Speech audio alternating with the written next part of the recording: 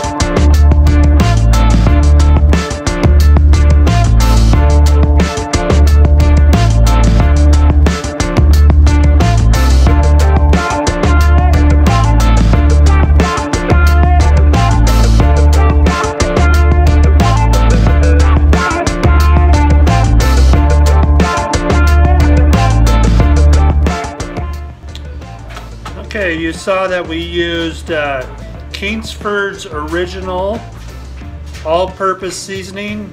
It says that it's bold and smoky flavor.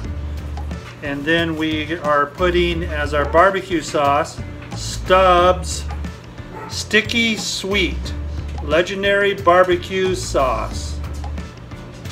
Let's see what the lid says. Okay, this says on the lid, this is actually a really good one. In order to be a good barbecue man, you gotta have it in your heart. I think I might keep that one. That's pretty cool. Alright, let's get into this chicken and see what she tastes like. Okay, let's have a bite of this chicken. I wish my camera would focus better, but anyway, cheers. Oh, wow.